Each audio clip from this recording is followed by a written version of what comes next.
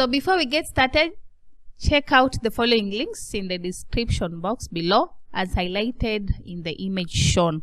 So you'll be able to get our past papers, our link to our official website, link to accreditations, our link to donation page, and contact details in the description. So once you'll be watching a certain video of any lesson or of any past paper, you'll be able to get all these links, and you can be able to get to download past papers, to reach to our official website. You'll be able to see links to our accreditations so that you can see which authorities have accredited us. You'll be able to reach to our donation page as well as our contact details. Hello learners, welcome back. We are still on our past paper, August 2024. It's Principles of Economics. We did question 1 to 20 in our previous videos. Now we move to question number 21, and it reads, which one of the following statements describes public goods? Which one of the following statements describes public goods? Choice A is goods consumed in public. Choice B is goods that are consumed or are ready to be consumed. Choice C, it reads goods used to produce other goods. And choice D is goods available to all.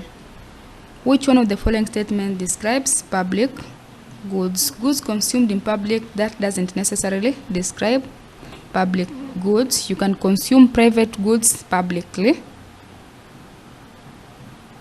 Choice B, goods that are ready to be consumed. These are final goods.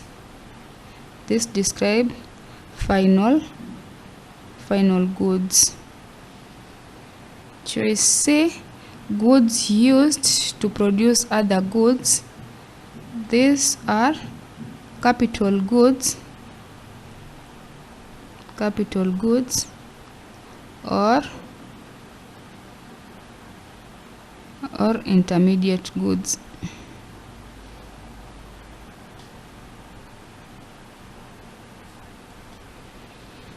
And choice C, goods available to all. Now these are public goods. So goods available to all could be security, national security, or clean air.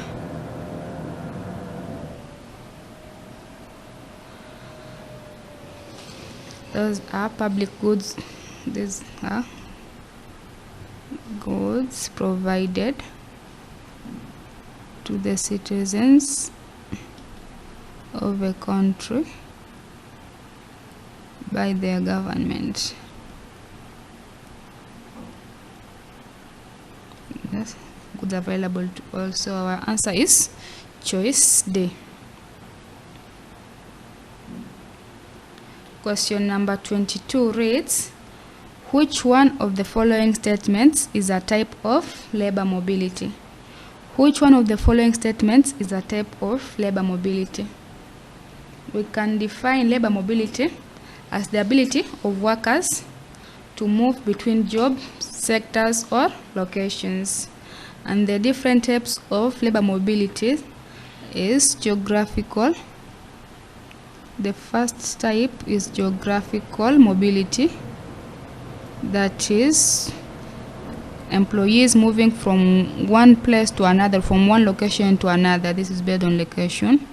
And then there's occupational mobility, movement within the industry mobility. This is industry.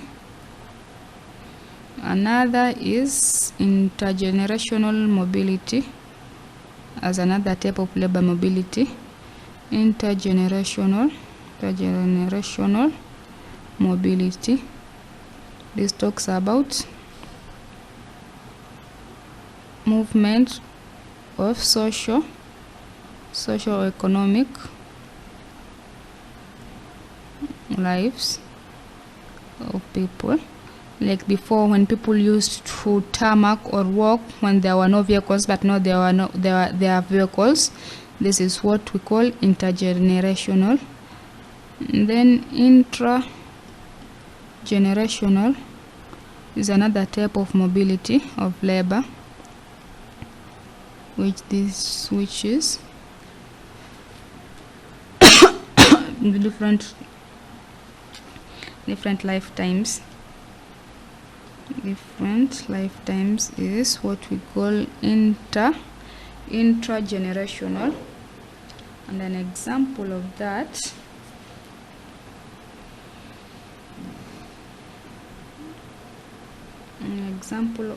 intragenerational, or we can start with an example of inter. This is moving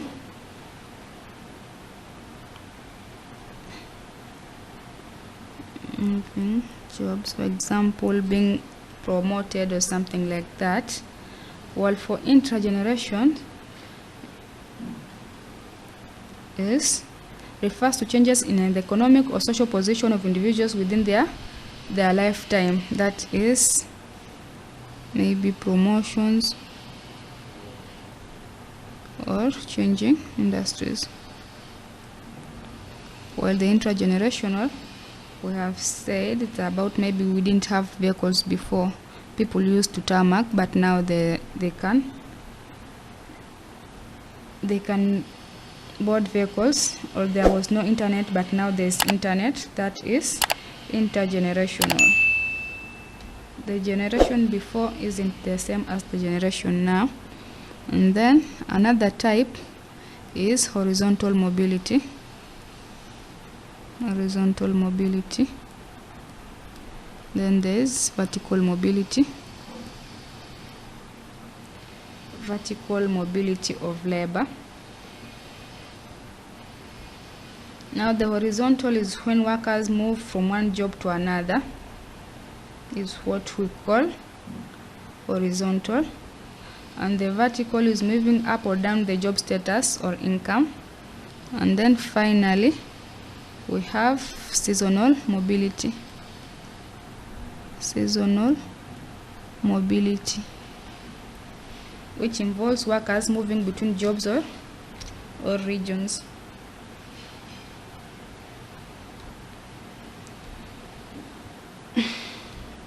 Sorry. So which one of the following statements is a type of labor mobility? Individual mobility is choice A. Choice B is group mobility. Choice C is horizontal mobility. And choice D is temporary mobility. Of the types that we have stated here, the only one that is available is horizontal mobility. So our choice, or our answer for question 22 is choice C, that is horizontal mobility. We move to question number 23, and it reads, which one of the following statements is not a law of returns to scale? Which one of the following statements is not a law of returns to scale? We can describe the law of returns to scale as describes how the output of a production process changes when all inputs are scaled up or down proportionately. And we have three types of law of returns to scale. The first is law of constant returns to scale. Constant returns to scale, and this states that as output increases,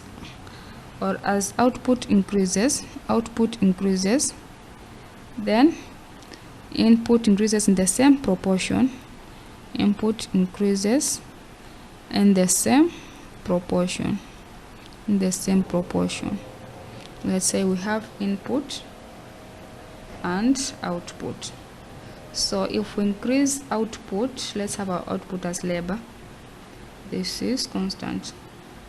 If we increase labor by 50%, then the output is also going to increase by 50%. That is law number 1 of returns to scale. The second law of returns to scale is law of increasing return to scale, and this law states that as output increases,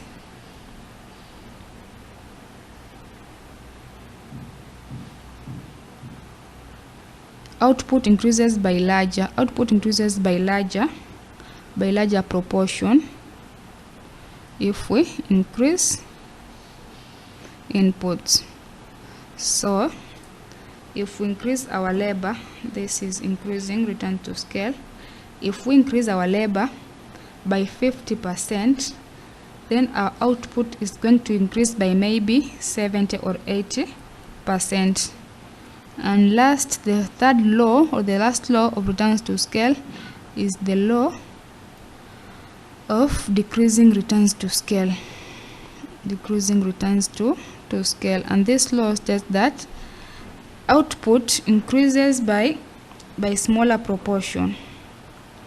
Output increases by smaller proportion. As we increase output.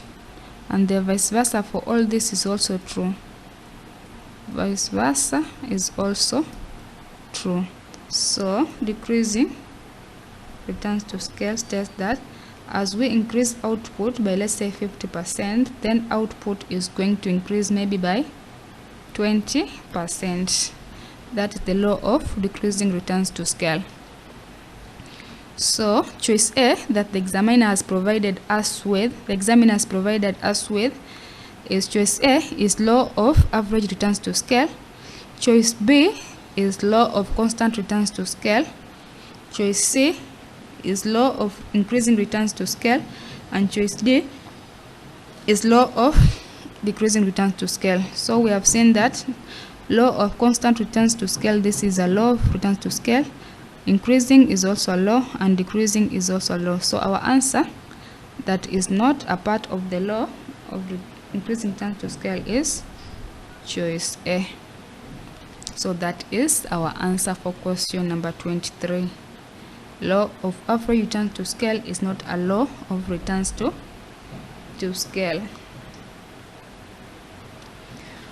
We move to question number 24, which reads, which one of the following is a fiscal policy tool?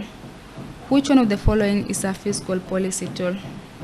And fiscal policy tool refers to government measures used to influence the economy through public spending and taxation.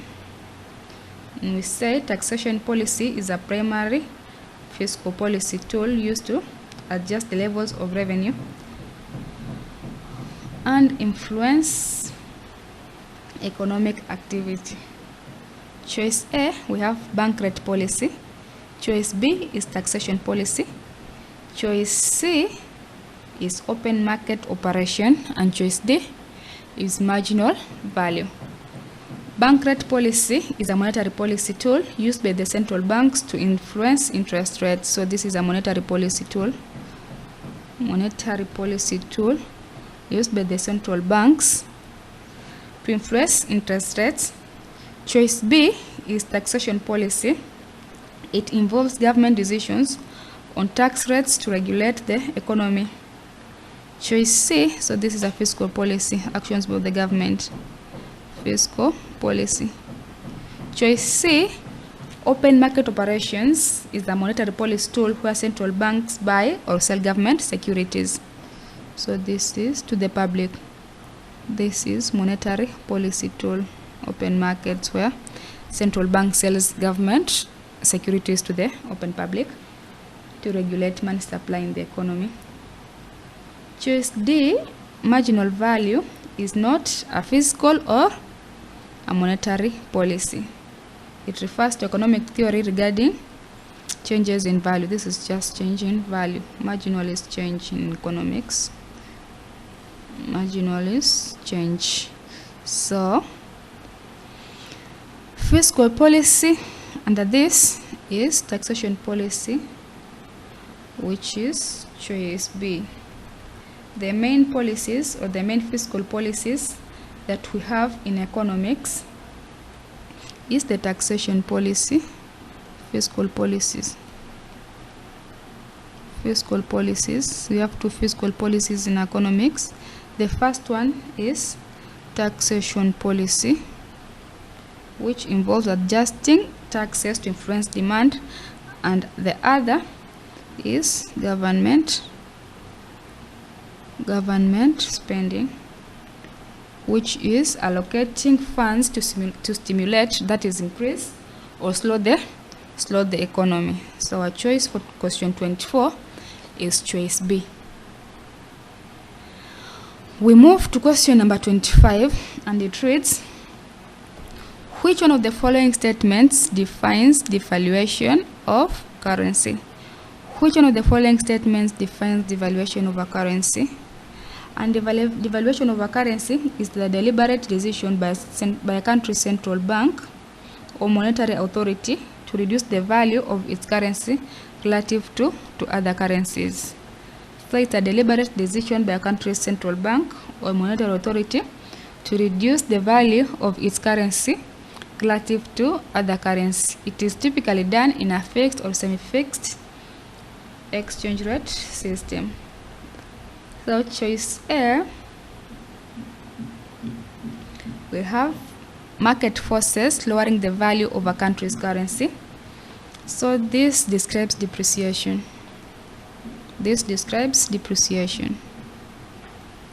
Market forces lowering the value of a country's currency, and which occurs in a floating exchange rate based on market dynamics. So market forces, this lowering of currency determined by the forces of supply and demand, and this is depreciation. Central bank increasing the value of a country's currency, this is revaluation. Increasing the value of a currency is revaluation by the central bank, so it is the opposite of devaluation. Commercial banks lowering their lending rate is a monetary policy adjustment, and it is unrelated to currency valuation. So this is not related to currency valuation. It is neither devaluation or revaluation. Now, we are remaining with choice D, which is central bank lowering the value of a country's currency. That is the answer. Choice D. We have described devaluation as a deliberate decision by a country's central bank. Let's write it here. Devaluation is a deliberate decision by a country's central bank to reduce the value of its currency relative to other currencies, which is choice D. So devaluation is choice D. Question number 26 reads, which one of the following phases correctly outlines business cycle? Which one of the following phases correctly outlines a business cycle? And we can define a business cycle as the fluctuations in economic activity over time. This refers to fluctuations of economic activities over time. We can further say that it's characterized by periods of growth and contraction. And we drew the business life cycle in our class as like this. This is the business cycle. we have 1, 2, 3, and 4. First one, we say it is the boom, where we said the economy is at its highest level of activity, that is, it is with highest employment, income, and production. Production is high, employment is high, and income is high. Then our second phase is the recession, which is a decline in economic activity marked by reduced investment, output, and unemployment. Our third is the trough or depression. Call this the trough or depression. And this is the lowest point in the cycle, characterized by prolonged economic stagnation, low demand, and high levels of unemployment. Our fourth phase of the business cycle is the revival or recovery. We call this revival or recovery. And here the economy begins to grow again. At this point, the economy is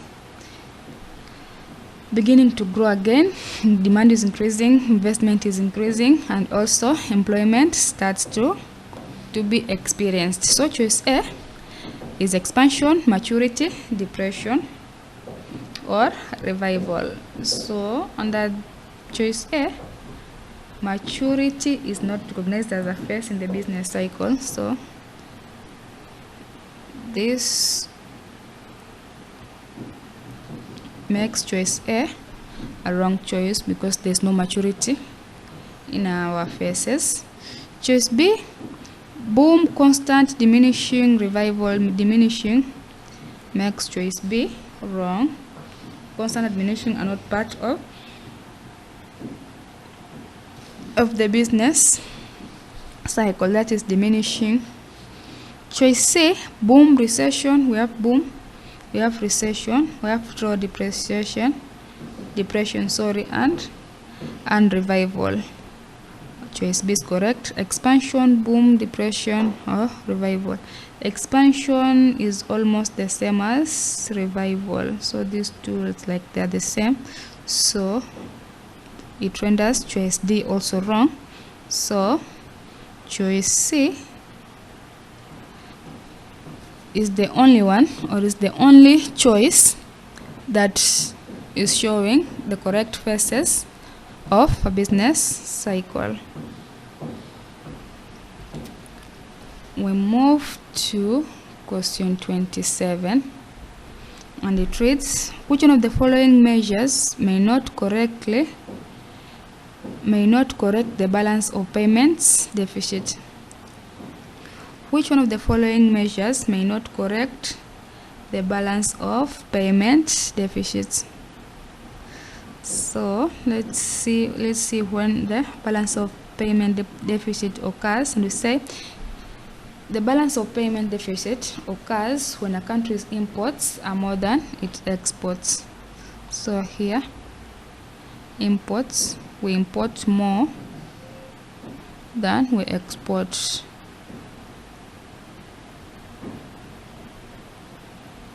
That is when we have a balance of payment deficit leading to an outflow of foreign currency. To correct this deficit, countries usually adopt measures that either reduce imports or increase exports. Choice A, import substitution. So we correct the balance of payment.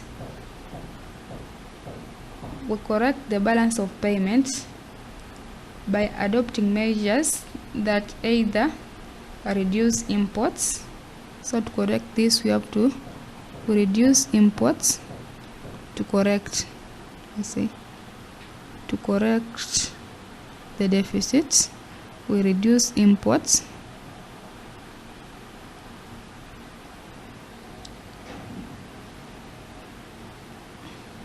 or increase exports. So choice A, import substitution. This involves reducing imports by producing goods domestically that were previously imported, which helps improve the balance of payments by reducing imports. So import substitution involves reducing imports by producing goods domestically. So this can correct. Choice B is revaluation of currency. Revaluation makes a country's currency stronger, which can make exports more expensive and imports cheaper, potentially worsening the balance of payments deficit. So revaluation of currency makes a country's currency stronger, which makes exports more expensive. So this does not correct because it makes exports more expensive. Choice C, export promotion. That means encouraging more exports helps increase foreign currency inflows, improving the balance of payments by addressing the deficit. So if we promote exports, then we are likely going to improve the balance of payments. And then there's economic integration, that is participation in trade agreements or unions, which can increase access to larger markets and improve exports. So the choice that does not correct the balance of payment deficit is choice B, which is revaluation, because it makes exports more expensive. Makes exports more expensive, hence it reduces exports. And to correct, we need to increase exports. We move to question number 28, which reads, which one of the following statements describes competitive demand? Which one of the following statements describes competitive demand? And you say it is the demand for goods used independently. Choice B, used together. Choice C, with several uses. And choice D is demand for goods that serve the same purpose. And we can say that competitive demand refers to the demand for goods that are substitute of each other. This is demand for substitutes. And the common substitute that we have in economics is coffee and tea.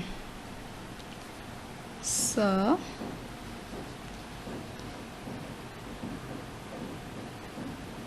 when the price of one good increases, consumers are likely to switch to its substitute, leading to a change in demand for both goods and services.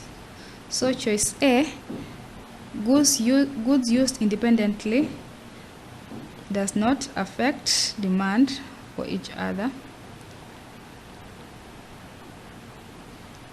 So which one of the following describes competitive demand?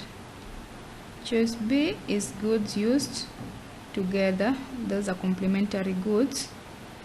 Choice C is goods with several demand. We call those multifunctional goods. So goods that serve the same purpose. Choice D is the competitive demand, because we have said competitive demand are goods that can be used in place of one another, like tea and coffee, that is substitutes. So our answer is choice D.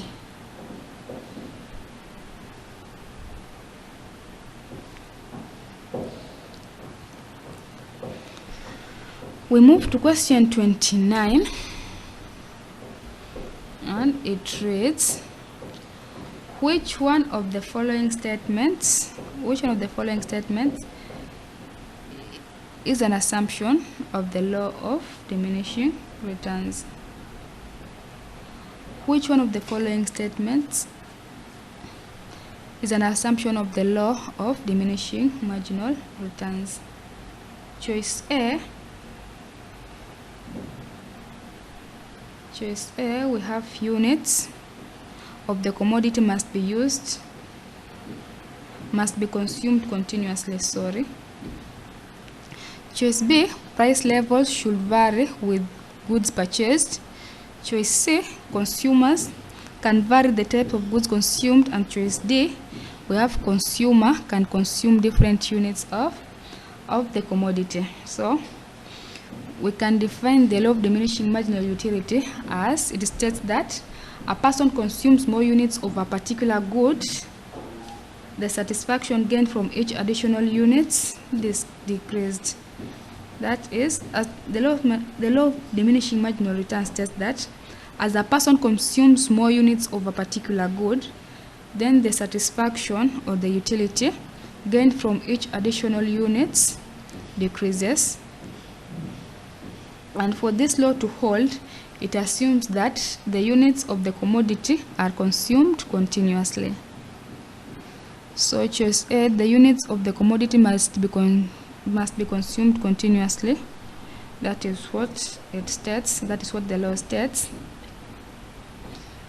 Price level should vary with the goods purchased. This is related to the law of diminishing marginal utility, as it focuses on the satisfaction derived from consuming more of the same good.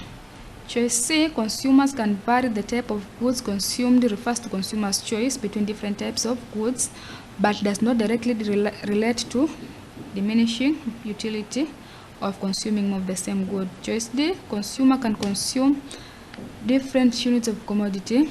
This does not explain at all the assumption of continuous consumption. So our answer in question 29 is choice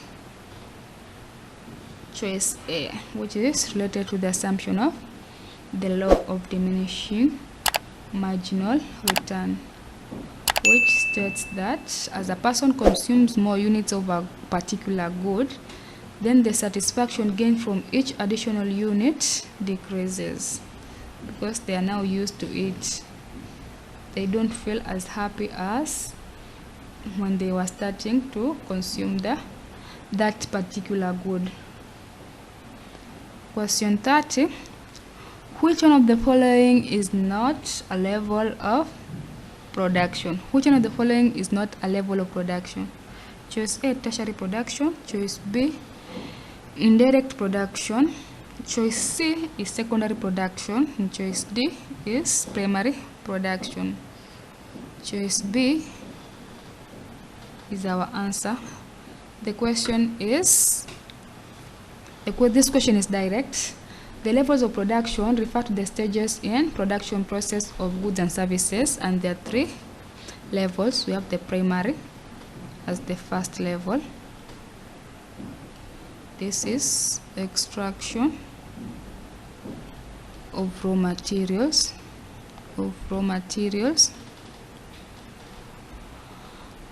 from the earth or nature, from earth or nature.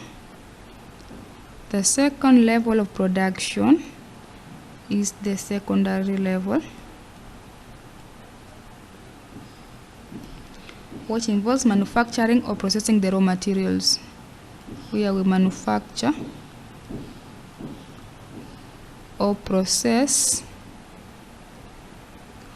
the raw materials into finished goods. And the last level is level number 3, which is tertiary, and this involves the provision of services rather than goods, e.g. education or teaching, accounting, healthcare. That's a tertiary production. So our choice is indirect production, as it might refer to activities that support production. That is indirect production. They support production. So that is it in this video. Thank you, and see you in our next video, where we'll be starting from question 31. So thank you. See you or meet me in our next video. So if you like this video, you can always enroll with us. You'll be able to access more of these revision sessions. And also you'll be able to find well done lectures or pre-recorded videos for all the KASNEB courses as well as CHRP. And in case of anything, you can always reach us out. We have our contact details on the screen. Feel free to call, feel free to WhatsApp anytime. So thank you, and let's meet in our next session.